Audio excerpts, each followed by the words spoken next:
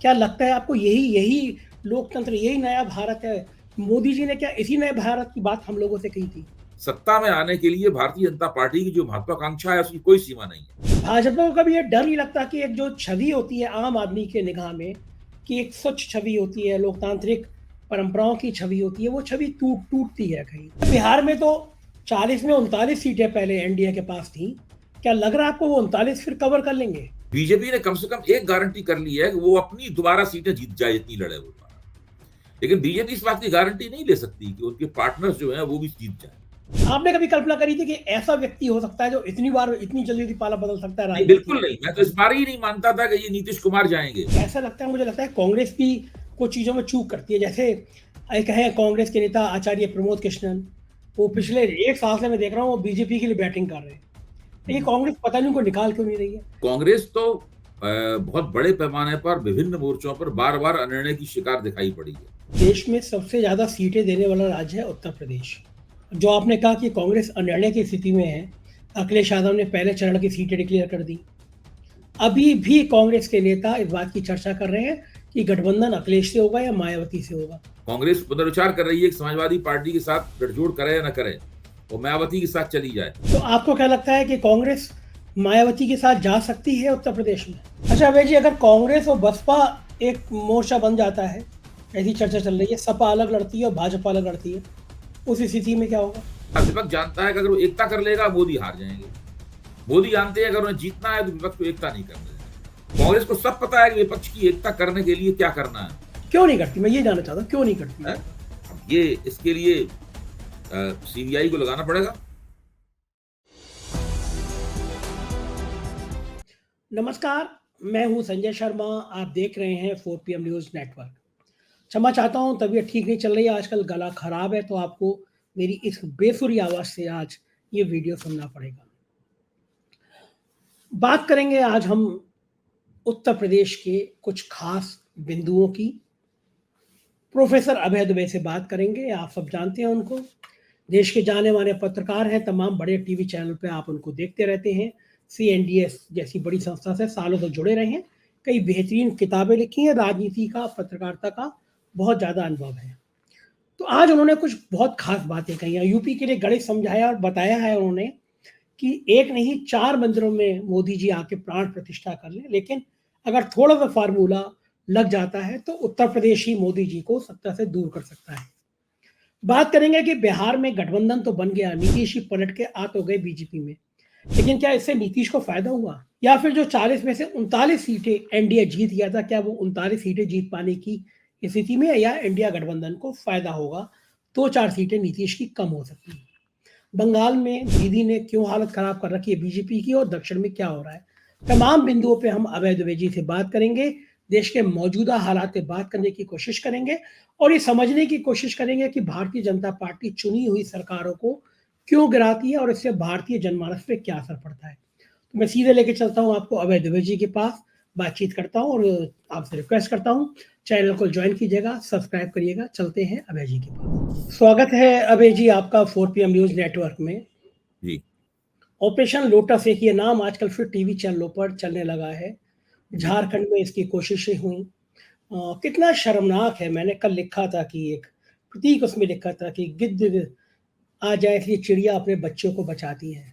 हम्म। ऐसी हालत में विधायक नज़र आते हैं कि वो रात में भागते हैं कि कहीं गुजरात से कुछ नोट भर के बैग लेके लोग आ रहे होंगे, उनको पकड़ के ले जाएँगे।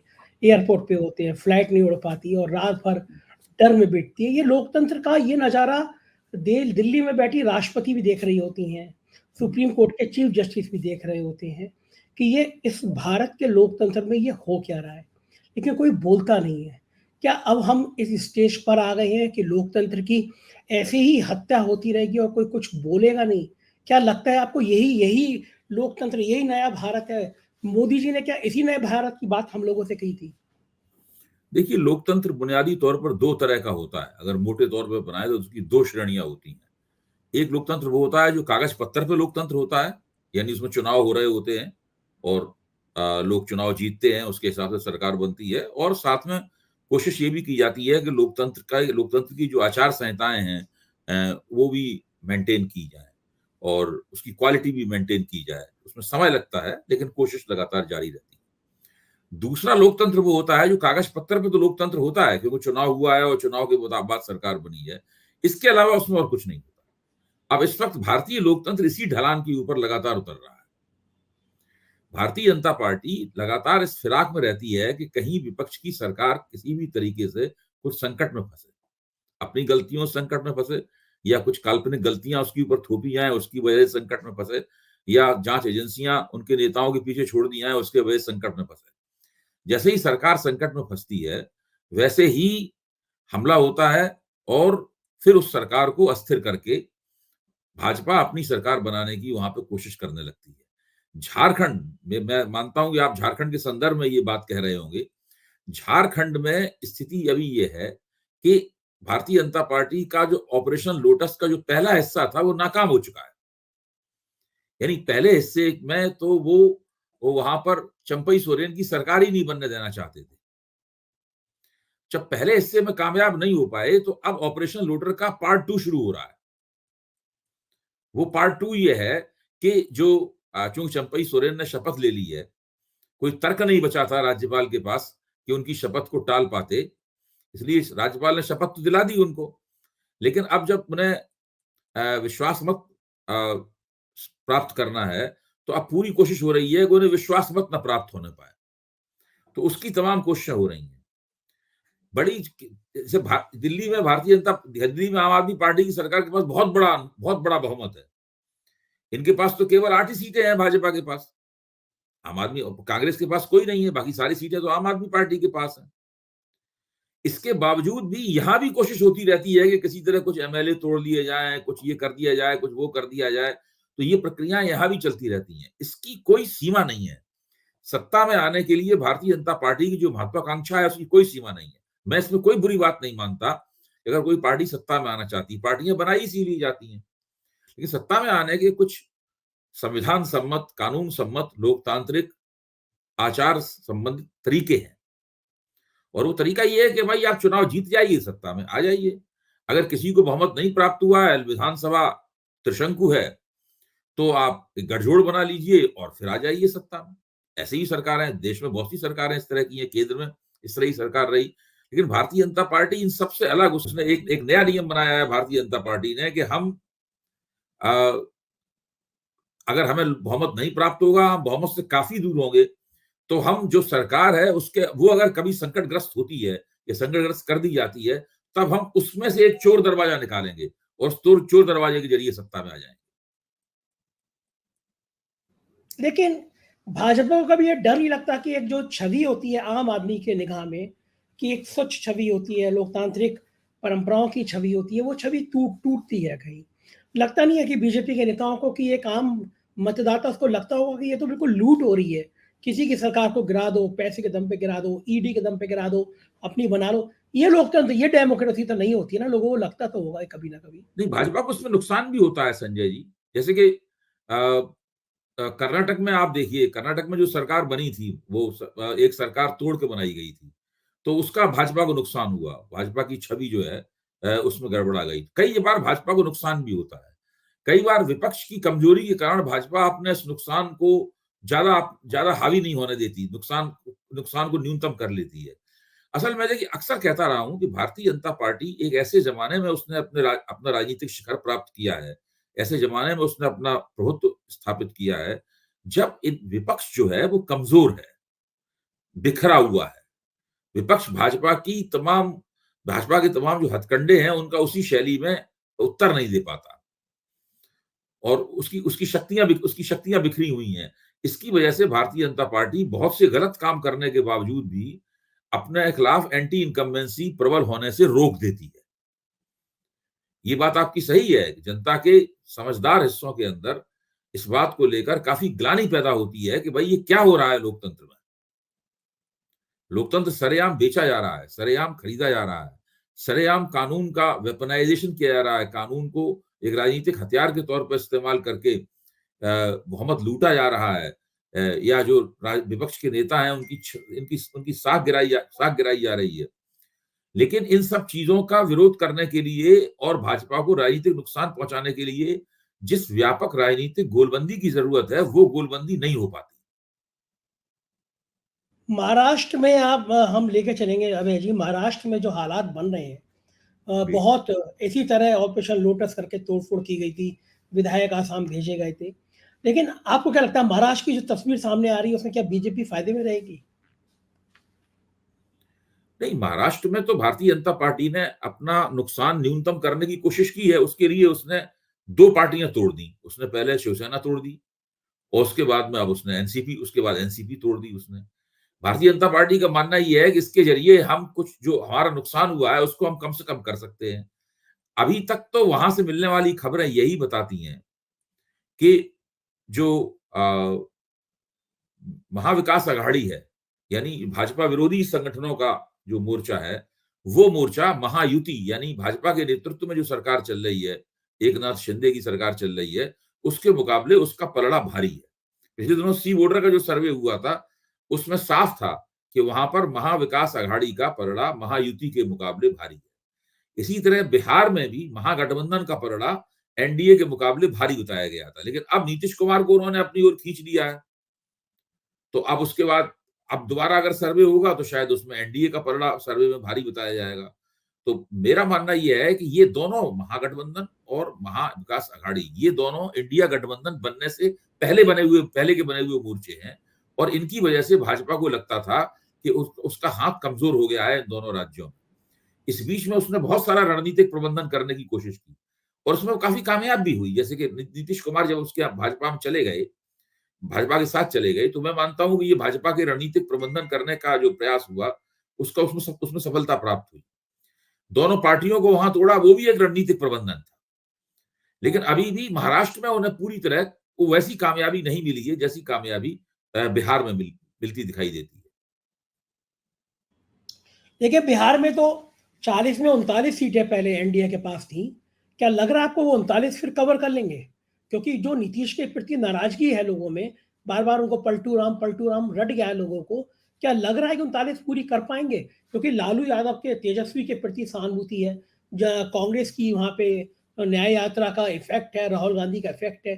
तो क्या लग रहा है आपको कि वो 39 रिकवर कर लेंगे या फिर कुछ सीटें कम मुझे क्या आएँगी? लगता है कि बिहार में जब लोकसभा चुनाव होगा, तो जो जिस तरह से एनडीए का स्वरूप अभी बना है नीतीश कुमार के जाने के बाद में, उसमें हो सकता है कि भारतीय जनता पार्टी अपनी जितनी सीटें लड़े, मतलब 15 सीटें लड़ती है, 16 लड़ती है, 16 ज्यादा लड़ भी नहीं पाएगी क्योंकि दूसरी पार्टियों को भी सीटें देनी है। तो हो सकता है कि भारतीय जनता पार्टी अपनी सीटें दोबारा जीत जाए। लेकिन इसका सबसे बड़ा नुकसान लोकसभा में नीतीश कुमार को हो सकता है। नीतीश कुमार एक सीट को छोड़ के बाकी सीटें जीत गए थे पिछली बार, 16 सीटें जीत गए थे और एलजेपी ने, लोक जनशक्ति पार्टी ने बाकी अपनी पूरी 6 सीटें जीत ली थी। तो मुझे लगता है कि यहां पर नीतीश कुमार लोकसभा चुनाव में नुकसान में रह सकते हैं, उनकी सीटें काफी कम हो सकती हैं। दूसरी तरफ लोक जनशक्ति पार्टी भी बटी हुई है, वो पशुपति पारस गुट में और चिराग पासवान गुट में बटी हुई है। उनको जो सीटें मिलेंगी वहां भी उनको नुकसान हो सकता है। तो बीजेपी ने कम से कम एक गारंटी कर ली है कि वो अपनी दोबारा सीटें जीत जाए जितनी लड़े वो दोबारा। लेकिन बीजेपी इस बात की गारंटी नहीं ले सकती कि उनके पार्टनर्स जो हैं वो भी जीत जाए। इन हालातों में तो कहीं न कहीं कांग्रेस और तेजस्वी इनको फ़ायदा होगा, कुछ 2-3 सीटें बढ़ती हुई नज़र जाहिर है कि ये आएँगी। लोग नहीं जीतेंगे तो उनको फायदा होगा वहां पर, निश्चित रूप हुँ। से। अच्छा बात ये और जो एनडीए को बड़ा नुकसान होगा, वो कुल मिलाकर नरेंद्र मोदी की जो केंद्र में सरकार बनेगी, उसमें दिक्कतें पैदा करेगा। हाँ, जितनी सीटें ज़्यादा होंगी तो जी। और इंडिया जितना गठबंधन उसका दूसरा असर ये होगा कि जैसे ही लोकसभा का चुनाव खत्म होगा, विधानसभा चुनाव की पेशबंदी शुरू हो जाएगी, क्योंकि विधानसभा चुनाव का सिलसिला भाई मई में लोकसभा चुनाव खत्म होगा। जून, जुलाई, अगस्त में विधानसभा चुनाव के लिए राजनीति हो अपने अपनी ऊंचाइयों पे होगी। उस वक्त फिर नीतीश कुमार, चूंकि लोकसभा में उनका प्रदर्शन खराब होगा, इसलिए भाजपा कहेगी हम आपको कम सीटें देंगे, आप में विनेबिलिटी नहीं है। फिर इन लोगों में झगड़ा होगा और फिर नीतीश कुमार को पाला बदलना पड़ेगा। अभी प्रशांत किशोर ने भविष्यवाणी करी दी है। प्रशांत किशोर ने पहले ही भविष्यवाणी की थी कि ये जाने वाले हैं भाजपा के साथ। भाजपा के साथ ही चले गए। अब उन्होंने दोबारा भविष्यवाणी की है कि अब ये लोकसभा चुनाव के बाद फिर ये वापस आएंगे महागठबंधन की तरफ। और फिर क्या महागठबंधन रख लेगा फिर से दोबारा, लगता है आपको? ये तो राजनीतिक जरूरत है, उसके हिसाब से तय होता है, ये रखना भी नहीं अच्छा। चाहिए। अबे जी अभी देखिए आपने भाजपा के अंदर भी बड़ा संतोष है, भाजपा के अंदर असंतोष है, एलजेपी का जो अ, चिराग पासवान गुट है वो असंतुष्ट है, जितेंद्र राम मांझी असंतुष्ट हैं, उपेंद्र कुशवाहा असंतुष्ट हैं। ये सब लोग कोई नीतीश के वापस आने से खुश थोड़ी ना है कोई। अच्छा, आपने कभी भाजपा के अंदर भी बेचैनियां है। कभी आपने कल्पना ये करी थी कि आप ये फैसला तो केंद्र ने, ये फैसला तो आला कमान ने बिहार बिहार भाजपा पे थोपा है ना। आपने कभी कल्पना करी थी कि ऐसा व्यक्ति हो सकता है जो इतनी बार इतनी जल्दी पाला बदल सकता है नहीं, राजनीति बिल्कुल में? नहीं, मैं तो इस बार ही नहीं मानता था कि ये नीतीश कुमार जाएंगे, मैं मानता था कि इतनी दूरी चल चुके हैं। मैंने इन्हें समझने में भूल की, मैं स्वीकार करता हूँ, मुझे स्वीकार करने में कोई संकोच नहीं है कि मैंने समझने में भूल की।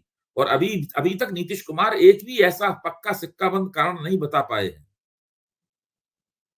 जिसके तहत हम समझ लें कि भाई इस कारण से ये इन्होंने इंडिया गठबंधन छोड़ा। कोई कारण नहीं है। अच्छा, कुछ चीज़ें ऐसा लगता है, मुझे लगता है कांग्रेस भी कुछ चीज़ों में चूक करती है। जैसे एक है कांग्रेस के नेता आचार्य प्रमोद कृष्णन, वो पिछले 1 साल से मैं देख रहा हूँ वो बीजेपी के लिए बैटिंग कर रहे हैं। ये हम्म, कांग्रेस पता नहीं उनको निकाल क्यों नहीं रही है। कल वो मोदी जी के संग उन्होंने फ़ोटो ट्वीट की, आज लिखा कि मोदी के अंदर देवत्व है। जैसे ही उन्होंने मुझसे बिल्कुल। हाथ मिलाया मुझे लगा कि देवत्व का भाव पैदा हुआ।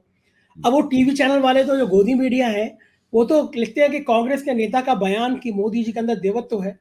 तो ये क्या कारण है, ये प्रमोद कृष्णन की रवानगी क्यों नहीं कर रहे हैं? मतलब वो ये कांग्रेस को क्या लगता है?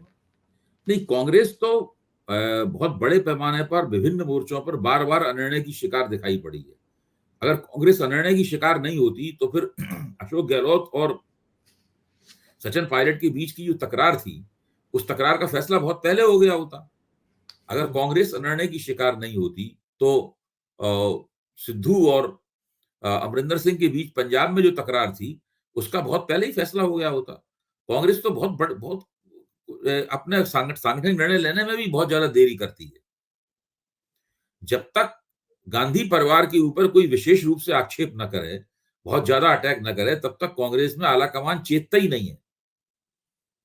अब वो साफ लोगों को लग रहा है कि ये आचार्य प्रमोद कृष्ण कांग्रेस छोड़ने की भूमिका बना रहे हैं। जैसे ही राम मंदिर में लोगों ने कहा कि हम नहीं जाएंगे, तभी उन्होंने कहा था कि आज मेरा मन बुझ गया और आज मेरा हृदय टूट गया, ये सब बोले थे ना बोले। तो अब तो वो कह रहे हैं कि मोदी जी भी मेरे संभल में आएँगे। संभल एक ऐसी कॉन्स्टिट्यूएंसी है जहाँ पे बीजेपी की जीतने की उम्मीद ना के बराबर है। मुस्लिम को बाहुल इलाका है, वहाँ उनका आश्रम है। तो वहाँ पे प्लानिंग है कि मोदी जी को अपने आश्रम में बुलाएँ और बीजेपी से संभल से चुनाव लड़ें प्रमोद जी। कांग्रेस इतनी लिबर्टी दे रही है। नहीं, ये सब कुछ हो सकता है। देखिए, मैं फिर कहता हूं कि विपक्ष कमजोर और बिखरा हुआ है। विपक्ष के अंदर रणनीति विहीनता है, योजना विहीनता है, प्लानिंग नहीं है, संकल्प नहीं है विपक्ष में। इस चीज का फायदा मोदी जी को और भारतीय जनता पार्टी को बहुत होता है। वरना अगर आप वोटों के लिहाज से देखें तो मोदी के पास इतने वोट नहीं है कि वो बहुत बड़ा उनका बहुमत जो है वो इतना बड़ा नहीं है। एक चीज़ और बताइए मुझे अभय जी, देश में सबसे ज़्यादा सीटें देने वाला राज्य है उत्तर प्रदेश। जो आपने कहा कि कांग्रेस अनिर्णय की स्थिति में है, अखिलेश यादव ने पहले चरण की सीटें डिक्लेयर कर दी। अभी भी कांग्रेस के नेता इस बात की चर्चा कर रहे हैं कि गठबंधन अखिलेश से होगा या मायावती से होगा। बिल्कुल। मोटा चुनाव में आज तो टीवी पे खबर चल रही है, संजय जी, आज तो टीवी पे खबर चल रही है कि माया को कांग्रेस का साथ और साथ में क्वेश्चन मार्क, ये चल रही है। कांग्रेस पुनर्विचार कर रही है कि समाजवादी पार्टी के साथ गठजोड़ करे या न करे, और मायावती के साथ चली जाए। अब मायावती तो इंडिया गठबंधन की सदस्य है नहीं, इसका मतलब उत्तर प्रदेश में इंडिया गठबंधन टूट जाएगा। अगर कांग्रेस मायावती के साथ जाती है या उन्होंने मायावती के साथ कोई गठजोड़ हो जाता है तो उत्तर प्रदेश में इंडिया गठबंधन टूट जाएगा, और इसका भी भारतीय जनता पार्टी को बहुत फायदा होगा। तो आपको क्या लगता है कि कांग्रेस मायावती के साथ जा सकती है उत्तर प्रदेश में? भाई, कांग्रेस का जो आला कमान है, वो कांग्रेस का जो प्रादेशिक नेतृत्व है, इन दोनों के बीच में जैसा तारतम्य होना चाहिए, जिस तरह की सलाह समिति के साथ दोनों को काम करना चाहिए, इस तरह का तादात्म्य होना चाहिए, वो तादात्म्य नहीं दिखाई पड़ता है। कांग्रेस का जो प्रदेश का नेतृत्व है, एक तरफ है अजय राय जो कांग्रेस के अध्यक्ष हैं, दूसरी तरफ कांग्रेस की पुरानी हस्तियां हैं जैसे कि सलमान खुर्शीद, एक जमाने में कांग्रेस के अध्यक्ष रह चुके हैं और कांग्रेस का काम करते थे वहां पे। अब उनका निर्वाचन क्षेत्र है फरक्काबाद। अब इस वक्त इन दोनों को ही लग रहा है कि अखिलेश ने उनकी बात नहीं रखी। सलमान खुर्शीद का मानना यह था कि भाई फरक्काबाद की निर्वाचन क्षेत्र हमें दे दो, तो हम 11 सीटों में मनवा लेंगे अपनी पार्टी को। अब अखिलेश ने पहली सूची घोषित की है, उसमें फरक्काबाद का उम्मीदवार भी घोषित कर दिया है। तो इस बात पे काफी नाराजगी है। तो अब देखिए वहां पे क्या होता है। कांग्रेस ने अभी तक, अगर कांग्रेस कहती है हमें 25 सीटें चाहिए, तो कांग्रेस को 25 निर्वाचन क्षेत्रों में अपने उम्मीदवार खड़े करने होंगे ना, 25 निर्वाचन क्षेत्र चुनने होंगे। तो उसको अखिलेश को 25 निर्वाचन क्षेत्रों की सूची सबमिट कर देनी चाहिए। ये 25 निर्वाचन क्षेत्र हैं जिसमें हम अपने उम्मीदवार लड़ाएंगे, ये उम्मीदवार हमारे लिए, सीटें हमारे लिए छोड़ दो। कांग्रेस ने 25 तो क्या 11 की भी यही सूची सबमिट नहीं की है। तो ये अभी संकेत क्या राम गोपाल जी से जब ये सवाल पूछा गया तो उन्होंने कहा कि अभी तो हम तो भाई हमने अभी 16 की कर दी सूची सबमिट, थोड़े दिनों में हम दूसरी भी सूची दे देंगे और थोड़े दिनों में तीसरी सूची भी दे देंगे। जब कांग्रेस का नाम लिया गया तो उन्होंने कहा हमारा कांग्रेस का समझौता हो चुका है। वो कह रहे हैं समझौता हो चुका है। कांग्रेस की तरफ से ये है कि हम वो खुश नहीं है 11 के प्रस्ताव से, वो 25 मांग रही है। और अब पीठ पीछे बहुजन समाज पार्टी से के साथ भी बातचीत होने लगी है। तो कुल मिलाकर विपक्ष की एकता का नजारा उत्तर प्रदेश में काफी गड़बड़ाया हुआ है। अच्छा अभय जी, अगर कांग्रेस और बसपा एक मोर्चा बन जाता है, ऐसी चर्चा चल रही है, सपा अलग लड़ती है और भाजपा अलग लड़ती है, उस स्थिति में क्या होगा? भाजपा को फायदा होगा। और इन दोनों को कितनी कितनी सीटें मिल पाएंगी? देखिए मैं आपको एक बिल्कुल ऐसा फार्मूला बताता हूं जो बचकाने किस्म का आपको लगेगा, लेकिन हम लोग अभी चुनाव मई तक चलेगा और मई तक हम लोग बार बार इस फार्मूले का इस्तेमाल करेंगे। विपक्ष जानता है कि मोदी को किस तरह हराया जा सकता है? और मोदी जानते हैं कि विपक्ष को किस तरह हराया जा सकता है। दोनों जानते हैं कि ये कोई रॉकेट साइंस नहीं है। सीधा फार्मूला, विपक्ष जानता है कि अगर वो एकता कर लेगा मोदी हार जाएंगे। मोदी जानते हैं अगर उन्हें जीतना है तो विपक्ष को एकता नहीं करने देनी। मोदी जी कामयाब है, विपक्ष नाकाम। बिल्कुल सीधी बात है। विपक्ष अगर एकता कर लेगा, भाजपा के अंदर बहुत बेचैनियां होंगी, बहुत परेशान होगी। देखिए अगर विपक्ष में एकता मजबूती से कायम रहती, महाराष्ट्र में भाजपा हार जाती, बिहार में भाजपा हार जाती। अगर सारा विपक्ष एक साथ आ जाए तो 30-35 सीटें उत्तर प्रदेश में भाजपा के।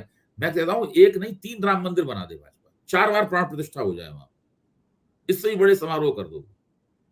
अगर कांग्रेस, बसपा, सपा और आरएलडी, राष्ट्रीय लोकदल, तीनों एक साथ आ जाएं तो आप क्या समझिए भाजपा 30-35 सीटें भाजपा के यहां से निकल जाएंगी उत्तर प्रदेश। कितने भी राम मंदिर बना दो आप। ये जो मैथमेटिक्स है, इस मैथमेटिक्स बहुत पावरफुल कर क्यों नहीं पा रही कांग्रेस? है। कर क्यों नहीं पा रही?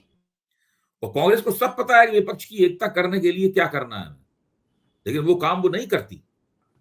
क्यों नहीं करती? मैं ये जानना चाहता हूं, क्यों नहीं करती? क्यों नहीं करती? अब ये इसके लिए सीबीआई को लगाना पड़ेगा। नहीं, आपसे ज्यादा अनुभवी कोई आदमी नहीं है, तो आपने पूरी दौर देखा है कांग्रेस का। इतने खराब हालत में, इतने खतरनाक हालात में है, दोबारा मोदी जी आ गए तो कांग्रेस का क्या होगा सब जानते हैं। भाई तब भी जैसे कि हम लोग जब कांग्रेस के प्रश्न विचार करते हैं, कभी कभी लोग मायावती के प्रश्न विचार करते हैं, मायावती ऐसा क्यों कर रही है, मायावती अकेले क्यों लड़ना चाहती है। अभी 2022 में विधानसभा में अकेले लड़ी थी, उनका बहुत बुरी हालत हुई। फिर दोबारा क्यों अकेले लड़ना चाहती हैं? क्यों उनके बुद्धिजीवी जो हैं वो अखबारों में लिख लिख के उनके मायावती के पक्ष में तर्क देते हैं। बहुत सी ऐसी बातें हैं जिनको हम लोग यहाँ टीवी पे खुल के नहीं कह सकते, लेकिन एक बात तो है कि मायावती का हाथ कहीं दबा हुआ है, कहीं ना कहीं से वो डरी हुई है। उनको लगता है कि अगर वो भारतीय जनता पार्टी के खिलाफ खुल के आ गई और विपक्ष के मोर्चे के सदस्य बन गई तो भारतीय जनता पार्टी की सरकार उनको नहीं छोड़ेगी। अब सब हेमंत सोरेन का क्या हो रहा है, अरविंद केजरीवाल के पीछे ईडी पड़ी हुई है। जो लोग भाजपा के साथ चले गए, देखिए भाजपा के साथ चले गए उनको तो सम्मान जाने बंद हो गए। अभी हसन मुशर्रफ के पास कोई संबंध नहीं जाता है? राणे के पास कोई संबंध नहीं जाता, अजित पवार के पास कोई संबंध नहीं जाता, किसी के पास कोई संबंध नहीं जाता। लेकिन अब ये लोगों के हाथ देखिए नीचे दबे हुए हैं बहुत ज्यादा। इसकी क्या लग रहा वजह है से आपको इन लोगों को बहुत इन लोगों अरविंद को लगता है कि बहुत नुकसान हो जाएगा इनका। अरविंद केजरीवाल गिरफ्तार हो जाएंगे? पूरी कोशिश तो यही है मेरे ख्याल से। अगर अरविंद केजरीवाल को निश्चित रूप से ये खबर है, देखिए ईडी के अंदर ईडी क्या चाहती है इसकी खबर नेताओं को लग जाती है, अंदर से ही लीक होती है। ईडी में पुलिस वाले ही काम करते हैं। ईडी में कौन है? पुलिस। पुलिस से लेके ईडी में लोग लगाए जाते हैं। तो वहां से खबर लीक हो जाती है कि इस बार अगर आए तो आज ही बैठा लिया जाएगा, घर नहीं वापस जा पाओगे। लेकिन नहीं जाओगे तो हेमंत सोरेन की तरह पुलिस घर पे आ जाएगी, ईडी घर पे आ जाएगी। नहीं नहीं, हेमंत सोरेन वो आएगी तब देखा जाएगा उसका। ईडी को उसके लिए पहलकदमी लेनी पड़ेगी। ईडी को स्पेशल विशेष कोशिश करनी पड़ती है। कोई नेता चाहता नहीं कि हम सचिन डक की तरह हों, हम बैठे हों और हमें वो जो शिकारी जो है वो उड़ा दे हमें निशाना बांध के। तो ये तो तुम डाल डाल हम पात पात वाली हालत है।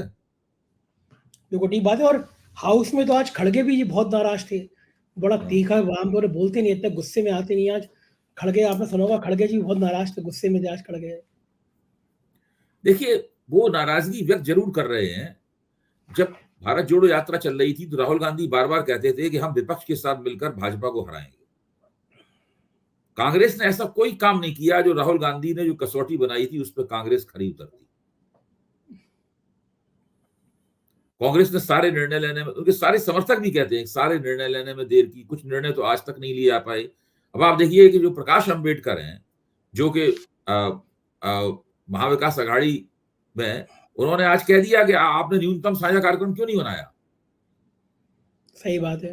ममता बनर्जी, अच्छा आप ये बात बताइए कि मैं कितने बार तो आप 4 PM के मंच पे कह चुका हूं, कितने बार मैं संदीप चौधरी के प्रोग्राम में कह चुका हूं, कितने बार मैं धीरज वाजपेयी के प्रोग्राम में कह चुका हूं, कितने बार मैं ये बात कह चुका हूं कि भाई न्यूनतम साझा कार्यक्रम आप क्यों नहीं बनाते। जब तक आप कोई पार्टी बनाते हैं, कुछ कार्यक्रम तो बनाते हैं उसका, भाई 2 पन्नों में कुछ लिखते तो हैं, ये हमारा उद्देश्य है, ये हमारा लक्ष्य है, ये दूरगामी लक्ष्य है, ये अल्पकालीन लक्ष्य है, ये लोग हमारे समर्थक हैं, हम ऐसा करेंगे, सत्ता में आएंगे तो ऐसा करेंगे। आज विपक्ष का गठबंधन जनता को ये लिखित रूप में देने के लिए तैयार क्यों नहीं है कि हम अगर सत्ता में आएंगे तो आपके लिए ये करें। केवल ये कहना कि भारतीय जनता पार्टी ये गलत काम कर रही है, ये काफी नहीं है। जब आप कहते हैं भाजपा रोजगार नहीं दे पा रही, तो आपको कहना होगा कि आप रोजगार देंगे, ये रोजगार इस तरीके से देंगे। वो तो आपके न्यूनतम साझा कार्यक्रम से निकल के आएगा ना। तो ममता बनर्जी भी बहुत गुस्से में थी। सब लोग बहुत गुस्से में। देखिए कांग्रेस ने वो नहीं किया जो कांग्रेस को करना चाहिए था, और कांग्रेस को पता है कि उसे क्या करना था। ऐसी बात भी नहीं कि वो नादान बच्चे हों। सबसे बड़ी बात तो यही है कि पता है आपको, तब भी नहीं कर पा रहे हैं आप। हाँ, एक युवा सेफोलॉजिस्ट ने इस बात को कहा, उन्होंने भी आश्चर्य व्यक्त किया, बड़े अच्छे तरीके से उन्होंने कहा कि Congress knew what to be done but it did not do anything. बिल्कुल ठीक बात है। एक आखिरी सवाल, क्या लग रहा है कांग्रेस 2-4 दिन में फैसला करेगी या नहीं कर पाएगी? देखिए अब दिन बचे ही कहां हैं। आज 2 फरवरी है, अब दिन बचे ही कहां है। फरवरी 31 दिन की भी नहीं होती, ये फरवरी 29 दिन की है। तो इत्तेफाक से ये 1 दिन बढ़ गया, वरना 28 दिन की होती। तो अब फरवरी में 27 दिन बचे हैं, उसके बाद तो मार्च शुरू हो जाएगा। मार्च में तो चुनाव की घोषणा होनी है। कांग्रेस को जो फैसला करना है तुरंत करना चाहिए फैसला। बिल्कुल ठीक बात है। बहुत बहुत शुक्रिया अभय जी, राजनीति की इतनी विस्तार से हमको ये बातें समझाने के लिए। धन्यवाद। तो ये थे अभय दुबे जी, और आज ये बात कर रहे थे देश की राजनीति की। मुझे यकीन है आपको ये चर्चा पसंद आई होगी। अपनी राय से अवगत कराइएगा, चैनल को सब्सक्राइब करिएगा, ज्वाइन करिएगा। बहुत बहुत शुक्रिया। Thank you.